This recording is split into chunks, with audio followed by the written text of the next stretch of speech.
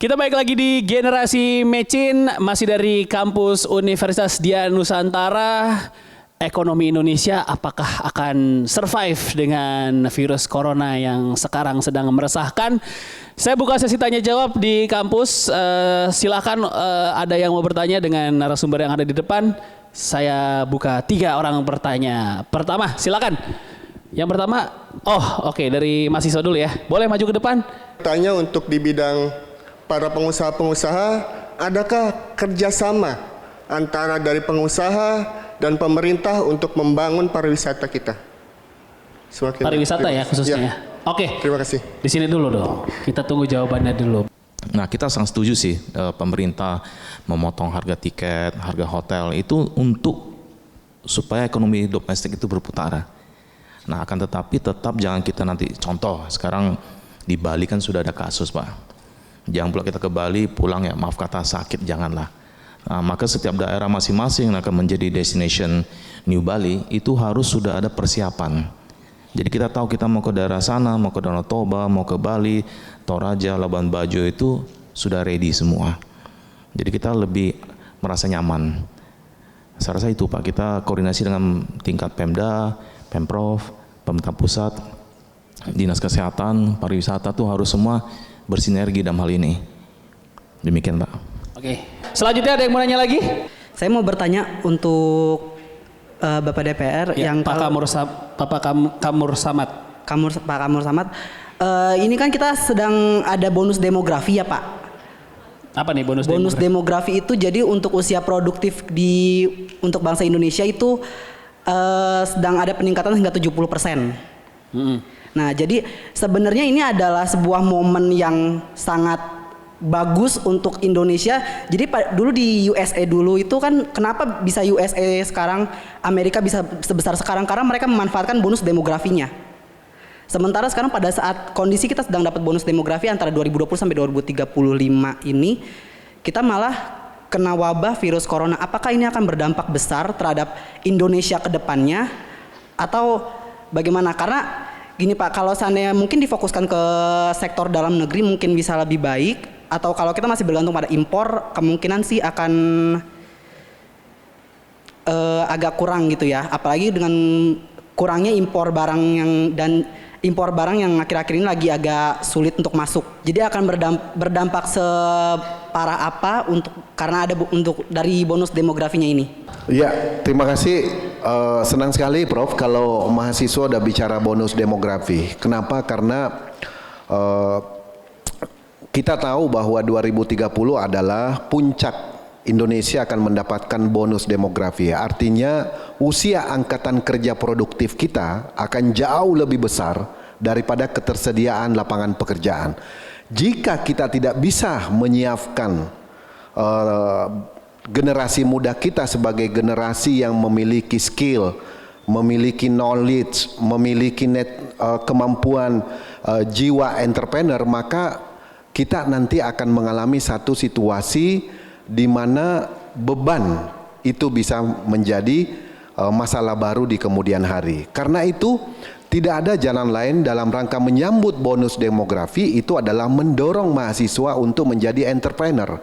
Karena dengan entrepreneur merubah mereka mindset mahasiswa dari mencari lapangan kerja menjadi pencipta lapangan kerja, the job creator. Karena kalau itu yang terjadi, maka bonus demografi kita betul-betul bisa take off menjadi sebuah bangsa yang maju. Yang kedua, bagaimana dampak terhadap bonus demografi dengan situasi seperti ini? Memang harus diakui bahwa mau tidak mau kita harus melakukan kalkulasi ulang kembali. Dengan cara apa? Menurut kami prioritas pembangunan 5 tahun terakhir Presiden Jokowi yang mendorong infrastruktur harus dirubah menjadi mendorong industri pengolahan. Karena dengan industri pengolahan dalam negeri yang didorong, diberikan insentif, dibuatkan skema permodalan, dibukakan akses pasar, diberikan knowledge dan teknologi, saya yakin dan percaya ini bagian daripada kita untuk mencapai Indonesia menjadi bangsa negara maju di 2045 di mana kita 100 tahun Indonesia emas, 100 tahun Indonesia merdeka. Kita harus kembali back to natural dengan mendorong industri pengolahan kita. Pertanyaan terakhir silahkan dari Bapak dosen ya, Bapak dosen. Assalamualaikum warahmatullahi wabarakatuh. Waalaikumsalam warahmatullahi wabarakatuh. Saya ingin bertanya ke Pak Kamur Samad. Saya melihat kemarin itu kebetulan saya menghadiri Gubernur BI di dalam statementnya itu bahwa kita sebetulnya sedang waspada lebih tinggi ketimbang corona itu, finding the business model in Indonesia economy. Ya. Bahkan beberapa pengusaha juga ikut hadir di mana terlalu banyak anggaran yang terkuras ya untuk mengantisipasi ini corona. Padahal tentu budget anggaran APBD maupun nasional itu sudah ditentukan. Nah, saya pernah juga dengar bahwa ada yang telah terkena infeksi ini, lantas pembiayaannya siapa yang menanggung? Itu untuk Pak Abdul Samad ya, Kamur Samad.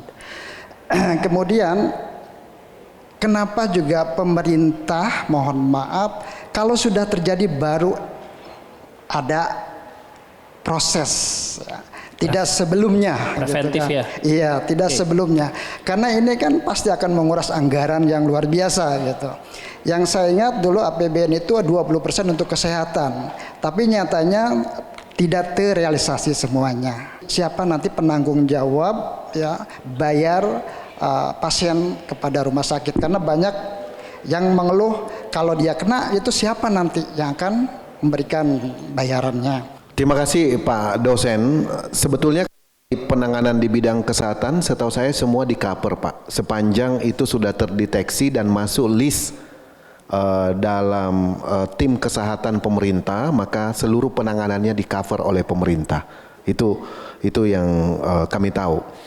Kemudian kenapa RSPI Suryanti yang ditunjuk, karena itu adalah pusat khusus untuk penyakit menular atau penyakit khusus lah istilahnya. Jadi memang di sana sudah punya berbagai macam jenis ruangan yang bisa menangani, menghandle hal itu.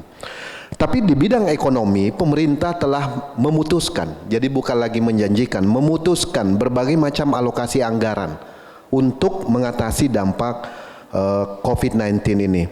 Contoh misalnya pemerintah menaikkan besaran bantuan sosial untuk non tunai kartu sembako murah dari sebelumnya 100.000 per kakak menjadi 200.000. Jadi totalnya itu jadi 4,5 triliun. Itu dikucurkan. Lalu kemudian memberikan stimulus pembangunan perumahan untuk rumah subsidi 1,5 triliun dan 800 miliar untuk subsidi bunga. Jadi selain subsidi untuk rumahnya, juga untuk bunganya juga disubsidi senilai 700 miliar dan 800 miliar dan untuk uang mukanya juga disubsidi 700 miliar. Kemudian total tambahan unit akan dibangun 175. Jadi ini sudah paket kebijakan menghadapi COVID-19 ini Pak. Kemudian untuk di sektor wisata, wisatawan domestik, pemerintah menyiapkan anggaran 443 miliar.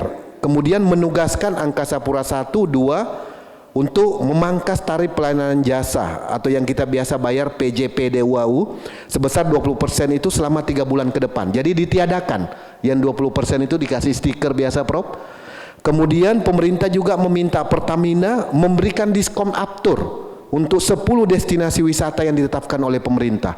Jadi sudah banyak sekali sebetulnya. Kemudian pemerintah pusat menyiapkan 3,3 triliun hibah untuk mengompensasi pendapatan Pemda yang berkurang akibat pajak restoran dan seterusnya. Jadi semua sudah diantisipasi dalam resmi kebijakan stimulus ekonomi pemerintah untuk menghadapi ini. Dan masih banyak lagi poin-poinnya dalam rangka menjaga. Artinya ini sangat serius. Karena itu bagaimana mempercepat kebijakan ini nyampe ke masyarakat. Ini yang penting. Saya kira itu Pak dosen dari saya. Terima kasih. Siap, kita akan balik lagi, masih ada satu segmen terakhir. Abis ini jangan kemana-mana, tetap di Generasi Mecin.